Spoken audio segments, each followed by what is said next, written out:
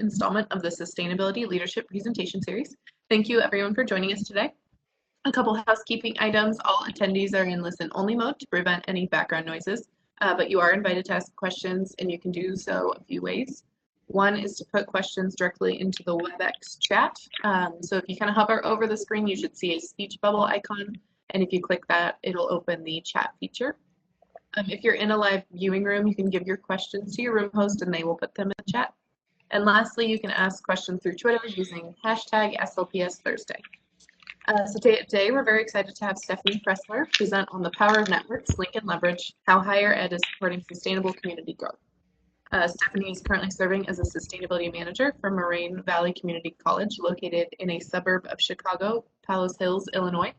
Stephenie has also served as the South Metropolitan Higher Education Consortium, otherwise known as SMHEC, Sustainability Task Force Chair for the past 3 years. SMHEC Sustainability Task Force organizes 11 higher education institutions to support one another in furthering sustainability goals. Recently, the task force has taken its lessons learned on sharing resources to the communities each institution serves to make the Chicago Southland the greenest and most resilient region. So I'll turn it over to Stephenie, and she will tell us a lot more about SMHEC. Thank you, Olivia. Hi, everyone. I'm excited to be speaking with you. I'm going to try and go through the content fairly quickly so that we can have a conversation after with your questions and hopefully some helpful answers to you. As Olivia said, I've been working with the task force as the chair for the past 3 years, but I've been working with the task force of SMHEC for actually over 9 years now. So I know the history, the entire history of the sustainability task force and what it's done and how it's grown and evolved. So that's kind of the story I'm going to give you. When you read the program description, you probably saw something like this, which is basically what Olivia just told you, but I just want to remind you that hopefully you're going to get to understand what SMHEC is, how the task force began, what the task force has achieved for its member institutions, how we engaged community leaders to participate in our what we call link and leverage efforts, results of that effort, specifically examples of benefits to nonprofits, businesses, municipalities, and higher education, and then how SMHEC is moving forward with our efforts in the future. So that's kind of what I'm hoping the outcomes will be. So if I don't answer any of those things and you're looking for something like that, please pop those into the questions. So what the heck is SMHEC? We love calling it SMHEC because that's not really what it even looks like, but it's kind of fun to say. And how else would you say that? SMHEC? I don't know. So we have 11 higher ed education institutions. They are listed here to the right. They are nonprofit, for-profit, 4-year, 2-year research institutions. So we're extremely diverse. We're located from southern Chicago all the way out into 2 other counties. So we're in Cook, Will, and Kankakee County, very huge region, covering hundreds of thousands of people. We are run through a dues paid program. So each administration of the universities or colleges pays a due. So the presidents have decided this is important to them, so they pay dues.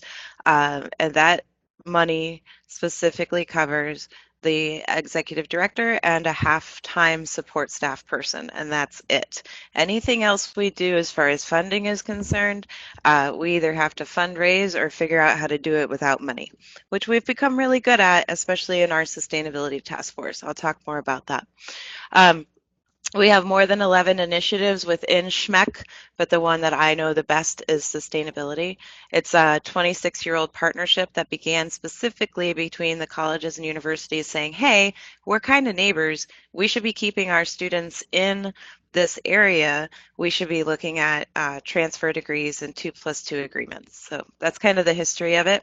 2009, sustainability becomes a priority, and its mission was to strengthen our members' capacity to leverage resources and information particular to sustainability and the application of renewable practices.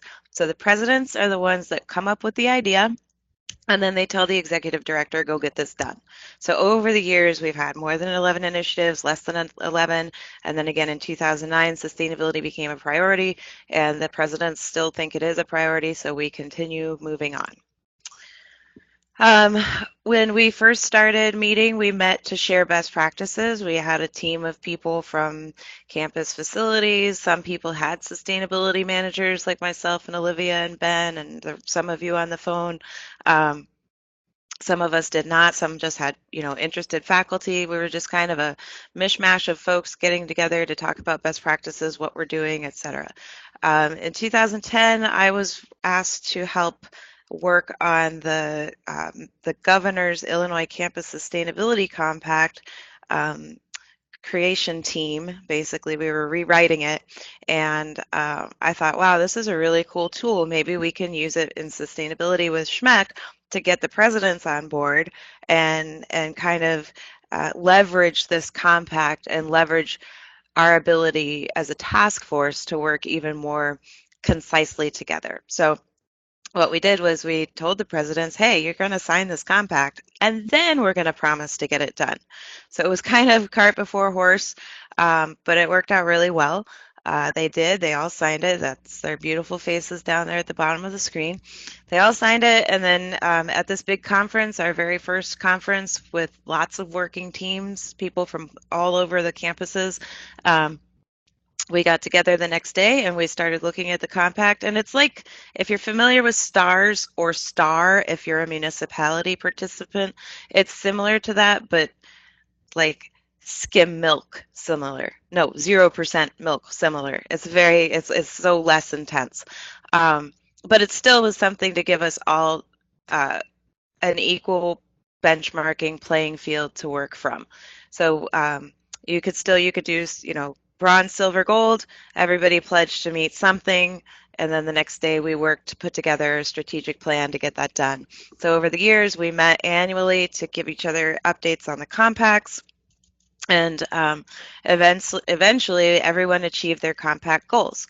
So that was a really awesome thing for us to do. And we had 5 years to do it, and we did it in 4. Um, Following one of those conferences, we decided to invite students, and we invited them just because why not have a student voice when you're trying to advance sustainability in a higher ed institution, right? But after that, the students said they wanted their own sustainability conference. So another success story we were able to do was put together a sustainability conference just for students. So we got a team of students together and we created a conference that said for students by students. Since then, 2011, we've had more than 600 students participate. We've seen over 50 internships as a result of that and several direct hires. And the way we did that was because every time we had either a conference for our internal people or our students, we engaged businesses. We made sure that they were at the forefront. And why would they want to be involved? Because they also recognize the great opportunity for networking, to recruit new employees, offer internships, and truly support sustainability in their company and in the community. So all along the way, yes, they were sponsors. We needed them to pay for the food, to feed the people, etc. But we also engaged them, specifically in the student summits. We made sure that the students had intentional conversations with them, not like you go to a conference and there's an expo room and you kind of like walk around and you avoid eye contact. No, we made them intentionally engage with these different organizations, and that's why we saw such great success as far as placing them in internships, etc. So um, we were really good at we got really good at putting on these conferences, but at one point we decided that we needed to kind of grow it. We had one conference where we invited community members to speak, and during one of them, the community member was doing a lot of really cool things at a public golf course. And then he said, I've done so much, but I can't do any more because I don't have the resources and I don't know how to do it. And that's when we kind of had an aha moment. And that happened at this conference here, where we called it Strengthening Sustainable Bridges Between Colleges and Communities. And this is when we invited those people, to be like on a panel. So we had all of these different audiences there: higher education, manufacturing, healthcare, municipal leaders, diverse group of nonprofit organizations. We hosted what we called a share fair and share groups. So the share fair was where people were allowed to have an expo type area, and then intentional conversations, and then share groups was specifically putting people from each of these different audience bases together so that they could talk about their challenges and what kind of resources they have, et cetera. So the objective was to create an opportunity for participants to link and leverage resources, discover potential collaborations, and help one another meet or expand goals. And the end result from everybody, if you were to just kind of distill it when we did our evaluation, was thoughtful conversations about how to promote growth and develop resilient communities through sustainable practices. So that was still a SMHEC higher ed institution specific conference, but then we invited the community, and that's when we heard we don't know what else to do. Um, More feedback from that, the top ranked strategy to advance attendees, I wrote that wrong, excuse me, to advance the attendees' sustainability work was collaboration. I mean, that was like just the highest thing you heard. They wanted partnerships and expertise, information sharing, networking, and continuing discussions. They also explained that it was really exciting to them to meet with a diverse group of participants because in this type of forum because it's something they can do. They can meet with their own industry peers all the time. They have those opportunities, but it's more helpful to meet with reps outside of their own industries and kind of brainstorm and hear about what other people are doing because it helps their creative juices flow, and then they can also see what other resources are there. So that's a big takeaway that was a big takeaway for us when we were thinking about how to move something else forward. They also wanted targeted marketing, updated building codes, a lot of different things, sharing grant resources, more about recycling, a project bank, best practices, and then those other organizations that were not higher education wanted to know how could they better work with higher education. And they all said, let's do it again. So the executive director at that time put together a small working group, myself included, and we started to think about how we could grow this program. So we used that term earlier, link and leverage, because it's kind of brilliant. Not patting myself on the back, please. I hope you're laughing. It's just I love the title. The oops. Can you see the whole screen, Olivia? It looks like it's cutting off. We can see it. Okay, perfect. I'll just keep going then. Thank you. So link and leverage resources to build resilient communities. So these people that were invited from that diverse group wanted more. So in February, we hosted an event where we invited everybody back and asked them to bring at least one or two other people they felt like were assets in the community or resources in the community. And what we did was we kind of did this speed dating thing where we had people move quickly. Hi, my name is Stephenie, and I I need more places to place interns, and I'm a sustainability expert. And so we discussed our needs and then our expertise, and then we put people together again in groups and discussed how we could collectively leverage these resources in the room to build resiliency within our community. And those conversations were great, and people were really excited about it. And we continued to have a few of them. But then we realized that we were missing a major component, and it was direct municipality involvement, i.e. the mayors and managers. We had some city workers like the Commissioner for Public Works of ALSIP and the Commissioner for Public Works again for Posen, and these are just suburbs of Chicago. But we didn't have mayor and manager buy-in. So I went to another conference where I met this amazing woman named Edith Macra, who works for the Metropolitan Mayor's Caucus, and we did, surprisingly enough, a very similar activity as to what I just described, where it was very intimate, all sustainability managers from across different groups, nonprofit, higher ed, corporate, etc. And we had to come to the table with a need and an expertise. And Edith says, I have this awesome tool called the Greenest Region Compact, and it's for municipalities in the greater Chicagoland area. And my challenge is that I need more mayors and managers to sign on to this. And my expertise is working in municipal government. And I said, my need is I have this awesome conference that is being very successful. However, I can't get mayors and managers to get there. And my expertise is managing these conferences and sustainability. So we got together, a la collaboration, and possibly a little bit of aggrandizing too, which I will explain, and came up with this idea of how to get the mayors and managers involved. So the Greenest Region Compact is, again, if you're familiar with STARS or STAR, it's similar.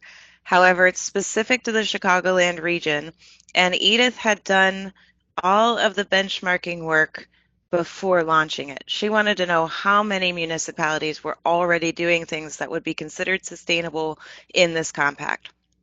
So, so she had all of this data. So I said, well, how about we make another link in leverage? We launch the Greenest Region Compact, which hadn't been launched yet, and we create an award ceremony for the mayors in our SMHEC district that we know are doing sustainable things. So we sent a letter to each of these mayors saying, hey, did you know? You qualify for X, Y, and Z in the Greenest Region Compact. You're already doing these sustainable things. We invite you to this award ceremony as well as a signing ceremony for you to join the Greenest Region Compact and also learn about Lincoln Leverage. And, you know, mayors like getting awards. So it worked out really well, and we called it Local Conversations, Regional Solutions, and Resilient Communities. And we had, I think, 21 mayors and managers show up for their awards, and there were several others that just couldn't make it that day, but would have received the award. And since then, we have had really good buy-in from the municipalities that we're working with. That leadership is pretty amazing. So that whole idea of collaboration and getting creative, and I said a little bit of self-aggrandizing, right? So you got to pat people on the back to get them involved. That's been really helpful. So again, these were some of the things that out of those conversations, the groups of Lincoln Leverage wanted to keep focusing on. It's not the best coloring on my screen, but the ones that are kind of brownish are things that we've been able to really kind of our successes so far with that. We have been able to share grant resources. Again, they wanted to keep going, so we are. Several of the meetings were held to do what we call asset mapping, where we're looking at all the different assets in the community. Everybody that comes to these meetings is told that they're not allowed to say we need money. It's what do you need and what do you have to offer so that we can mark it as a asset. And we're continuing this effort with a new AmeriCorps volunteer, which is awesome. And we got this AmeriCorps volunteer again because of our partnership with the Metropolitan Mayor's Caucus Greenest Region Compact, Edith Macra. This was the result of that. So that was 2016, and we just hired our AmeriCorps volunteer. So she's going to be going through this and revising it and making it something that is usable, filterable, prettier, whatever. But right now it's basically just a spreadsheet of names, titles, places, locations, etc. But it was a lot of work, and it is still being used, and people are very grateful for it. So if you can think of your Chamber of Commerce, they have everything about what the chamber would be interested in, but then do they also link the local cemeteries as an asset? Do they also link the public schools, or you know, all of the libraries, or the park district information, or is that left up to the park district to create their own document? So the idea of this is to kind of have all of the assets in one place for the region. We're able to share grant resources through a LinkedIn community group. That's pretty self-explanatory. Working with higher education, that was another one of the goals that they wanted to do. So we continue to host Lincoln Leverage events on SMHEC campuses. People feel comfortable coming to the higher ed institutions rather than somebody else's business or whatever, just because it's kind of a um, a safe place, if for lack of better words. We try to leverage expertise of sustainability and staff at SMHEC institutions. So if a organization came to us and said, we're trying to figure out how to work through this state incentive for LED light bulbs. Well, a lot of us have already done that, so we can help. And a lot of our communities are smaller and they don't have the resources or the time or the staff to go looking for that, but we know how to do that. Recruit for internships and job openings through connections with SMHEC. Again, we want to keep those students in Illinois. Unfortunately, in Illinois, I don't know if any of you have been following, we've had some pretty bad budget years and we've lost a lot of funding for higher ed. And so we are losing students to other states at a pretty alarming rate. And so hoping to keep leveraging these business partnerships with higher ed and the nonprofits to keep them here. We're addressing the needs of employers through new workforce programs, and we continue to embrace the value of collaboration and partnerships. What I want to tell you is that Lincoln Leverage is a replicable model. I know that some of you on this call have been talking about what kind of network or what kind of other way can you kind of broaden your goal or broaden your reach and impact for sustainability in your region. It's completely replicable. And I would be happy to continue this conversation to help you think through it, because I think anytime you can create a platform for people to collaborate and share versus I need, it's I need and I have, and then it's a give take. So some examples of success stories of that give take. There's a place called Affordable Recovery Housing in the Chicago Southland, and there's this man who has an amazing story. He used to be a horrible addict, not horrible as in horrible person. He had a horrible addiction problem, and he cleaned himself up, and now he's trying to solve the addiction and housing and homelessness crisis in the nation, one housing unit at a time. That's his mission, and I mean, I wouldn't doubt if he could do it. He's doing amazing things. But he came to one of these events and he said, I have resources for your community's homeless, right? So even though his house isn't in the village of Palos Heights, it's over in the village of Orland Park, Palos Heights can still tell their people who would be serving the homeless that there's a place in Orland Park to go to, which makes sense because we're all in the same community. But he had a new house. He was working with Catholic Charities to take these old churches and old schools that they were abandoning to, he worked with them to donate them to him. He will keep them up, kept up and maintained, and then he gets to put homeless people with addiction problems in them. But he had a new space and he didn't have any beds. And so he said, I have space for homeless people. That's what I bring to the table. I have resources for them, but I don't have any beds. And somebody from one of the universities said, well, we're about to do our move out and we have to get rid of all the beds in the dorms. And lo and behold, there you go. You got a solution, right? So it was just getting those people in the room to say, well, I need and I have, and ta-da. And Affordable Recovery did work with some of the other municipalities to let their law enforcement officers know that there was a place that people could go, and let the hospitals know. Like Metro South is a major hospital in our area, so they were very excited to hear about that. So people have to go through a detox before they can get enrolled in Affordable, so Metro South is now partnering with them to do that. So that's 4 different entities that just got together in a room and figured it out in a matter of an hour.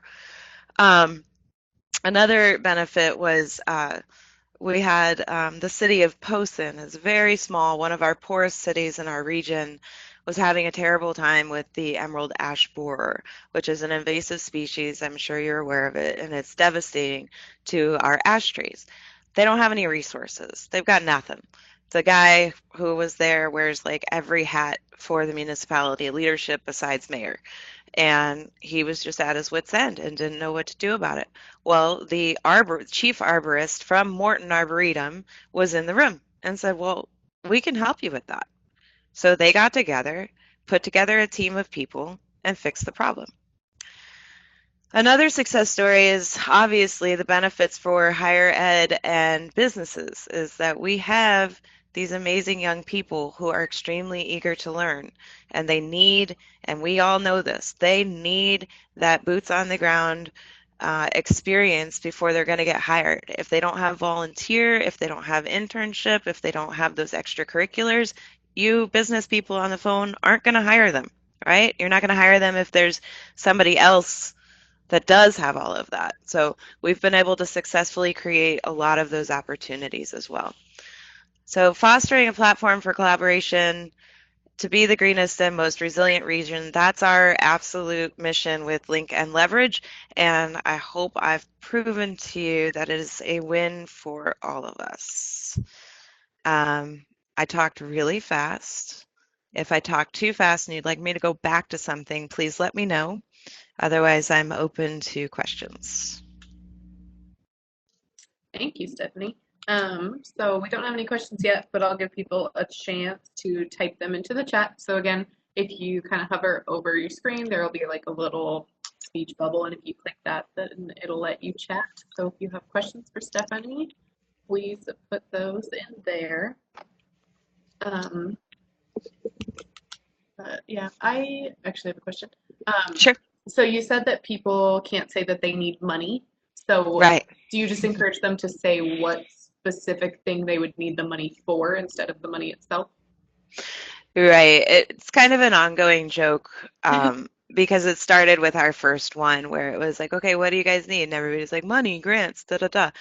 And so we laughed about it because that's what everybody says. Well, if I only had money, I would be able to do this. And we were able to show through our SMHEC consortia how we've been able to do things without money and just leveraging each other's resources. And so we made it that joke. So yeah, basically it was like, well, okay, if you need money, why? So what would it be? And then once we got them saying what their actual need was, is when we were able to start making those solutions. And when I say we, I mean the collective we, everyone in the room, right? It wasn't me walking around saying, "Oh, I just heard you have a ash borer problem. There's Morton over there." It was just the ability for people to sit in a room and talk from different industries and um, different industries and organizations because like I said earlier, they're all us in higher ed, we have our higher ed networks, right?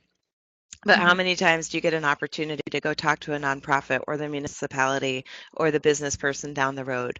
And how many times do you get to do that all at once? And then what amazing things can come out of that if you do? Okay, we had another question come through. Did you break off into separate working groups after your initial meetings based on the issue and solution? That's a great question.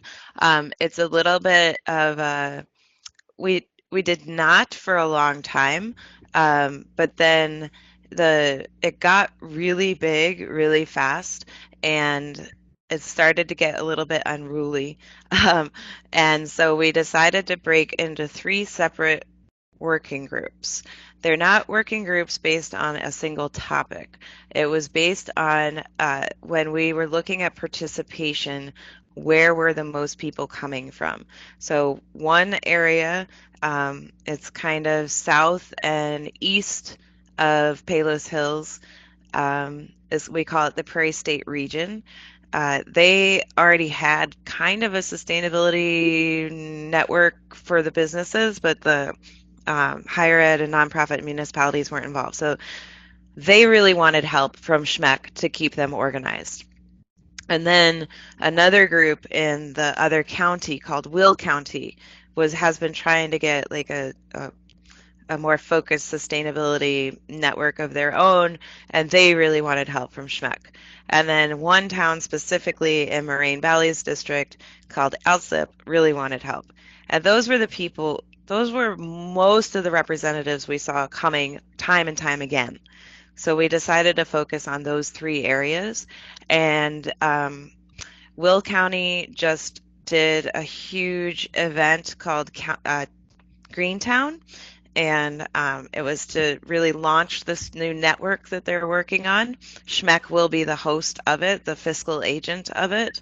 Um, Last year, ALSIP was able to create what they called a resource and recycling fair. So based on all of the assets that we were able to map in ALSIP, we put together kind of a resource fair where people could come and learn about those, like the library, the park district, but also the mental health services and the hospitals and the Walgreens drug take back program. And we had a fire truck. And then there was also all the different types of recycling that you could do. So we were able to pull that together. And then the Prairie State region is working on a similar thing to Will County, where they're going to have a big event with like a conference with resources, and then try to launch a network as well. And all three of those are supported by SMHEC. Now we've talked with all three of them, and we've been working with them now for over a year, and we've asked them if they find any value in trying to bring back a larger group to kind of highlight their successes and then go back into how can we replicate those successes elsewhere and continue to make the Southland the greenest, most resilient region. So it's not specifically like based on workforce development or transportation or this. It was a little bit of a different divide. Um, okay, another one is, are the students participating in the conferences from different academic areas, or do you mostly see them from a sustainability related field or program? And then how do businesses engage with them at the conference? The sustainability conferences for the students, we call them the Sustainability Student Summit or Student Sustainability Summit, one way or the other. Those students come from all walks of life.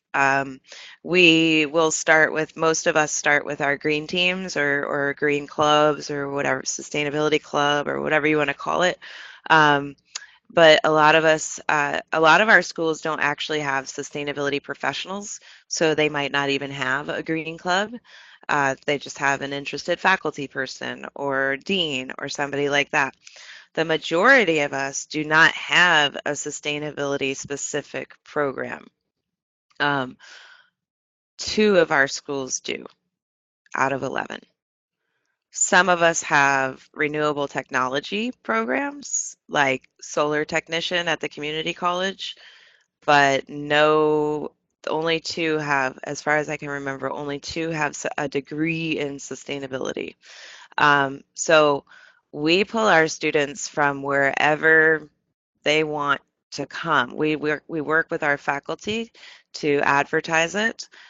We go make classroom presentations. So from Moraine Valley, for example, I've had students who are business focused, who are life science focused for sure, environmental science, biology, etc. I've had students from career programs like heating and air conditioning. Um, and also our international students. We get a really big group of those together most of the time. So yeah, they come from everywhere. Okay.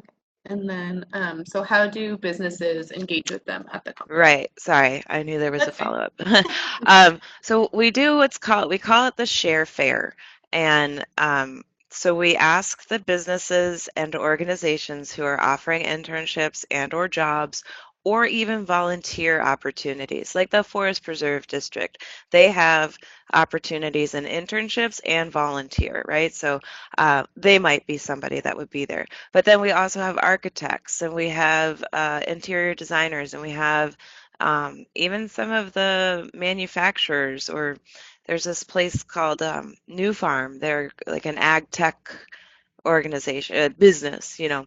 So they come and it's like an expo, like you would go to a conference, but the students are like, they have to be in that room and they're given questions and they have to engage with at least three or four of them. So they're they're going around and they're talking with the people, and the businesses are engaging in explaining what do they do and what kind of opportunities do they have. There's been conferences that we've had where we've allowed for the sponsors to also give presentations. Sometimes that works, sometimes not so much because it turns into more of a sales pitch than an information session. That's not with all businesses, it's just something we've experienced. So we've tried to make it a little less formal and a little more um, comfortable and not so in, in, uh, intimidating so that it's more fluid conversation. And then we invite the businesses and organizations also to eat lunch with us and sit in on the sessions, offer opinions and comments and things like that. We try to keep them engaged as much as possible. Great. Have any of the colleges and universities in SMEC, have they started doing resilience assessments that you know of? And if so, do you see that tying into SMEC since there's a big community component with that? Yeah, that's a really good question. I know if anyone is, it's most likely Illinois Tech, which used to be called IIT. I don't want to go down on record saying I know that for sure, but it is something that I've been thinking about because we were climate signatories with the president's climate commitments, and we were looking at resiliency in our carbon action plan. And we keep saying we want to make the Chicagoland the most resilient region, but we're not as SMHEC necessarily working on that. I think I think we are. If you were to sit back and look at what we're doing, this is resiliency, right? But um, we're not cataloging it, and I don't think that we're communicating it well to the people that we're working with. And whether or not that's important, I'm not sure, because I think what we're doing by creating these networks is resiliency planning. Definitely. Thank you. Okay. Another question is, if many colleges and businesses would like to replicate this across an entire state, would it be feasible across such a large geographic area? And would you start with just sustainability offices, or would you also invite businesses to the first meeting? Whoa. Um, Statewide networks are very hard. And I only know that from one experience, and that would be what we call the Illinois Green Economy Network. It's a network of all the community colleges in Illinois, and it was based off of grant funding for a very long time. And so it had an executive director, and its goal was to create sustainability professional positions at community colleges across the state and then build a network. And it did that. And then it lost that funding. And the majority of those sustainability offices are gone. Um, I was one of them almost 10 years ago. And thankfully, Moraine Valley was like, saw the value and made me hard dollars. Um, so I I don't know. I think state is very difficult. I'm not sure. I think if you want to look at the state, you need to figure out why. What would be the end goal of trying to get a statewide network of businesses, sustainability officers, municipalities, NPOs? What would be the benefit of that versus creating a regional something that then you replicate across the state? And then maybe those regional somethings have a point person and they meet together. I would just be, I think taking on the state is difficult. If there's a follow-up to that, or if that person wants to talk to me more about that, I'd be interested. Okay. Thank you. It is a big state, so Yeah, that's yeah, it is. It is. I mean, I think it's replicable. I just think that regional is easier, not easier, but it's more controllable. mhm. There are other networks in the state besides the one I just mentioned. There's one called the Chicagoland Network for Sustainability in Higher Education. That is specifically higher ed and sustainability officers. And that group collaborates with SMHEC on sustainability. So, there's ways that you can work together. Definitely. Okay.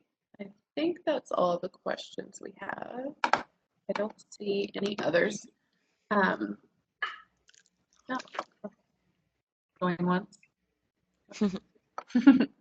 Okay, so I think that's all we have for today. So thank you very much, Stephenie. That was an excellent presentation. You definitely covered a lot. Yeah, That was great information. good. So we did record the presentation for anybody watching or anybody who kind of maybe only had heard of it. And it should be up on our website in about 1 to 2 weeks at cccneb.edu/SLPS. We also have all of our past presentations on there. And then the next SLPS will be Thursday, December 6th. So please tune in for that. So thank you so much, Stephenie. That was a great presentation. Thank you, Olivia. I really appreciate the invitation. When you when you share the presentation or what have you, I'm looking at my thank you page and I realize that my email address is not on there. Um, so if you want to add that, please feel free. And to anybody listening, I know I went over a lot of things, but I really think that if you're thinking about trying to build a network like this, it will bring value to your communities. And it just takes a little love and effort, and you all know how to do that. But I'm also still very much open to having further conversations with you if you have more questions in the end. I really appreciate the opportunity to share this with you because I'm very proud of it, and I would love to see it replicated. So thank you. Thank you. We had one last question come in. Oh, sure. Can you share the link and leverage resource that you mentioned? The guide. Yes. That This. one. Yep. Yes, it is on our SMHEC page. I will tell you, let me just clarify too. I'm the chair of the task force, but there is an executive director, and she would have been on this as well, but she's on maternity leave. She's also a newer executive director. Our old executive director was one of the most effective people I've ever met, except for her web-based skills. And she would tell you that, so I don't mind that being recorded. She, so Lincoln Leverage page is not updated to 2018, but you can find it there. And if you cannot, please just call me or email me and I will get it to you. Great. Thank you so much. Okay, no All right. problem. Have a great day. Thanks, Stephenie. Thank you. Take care, everyone.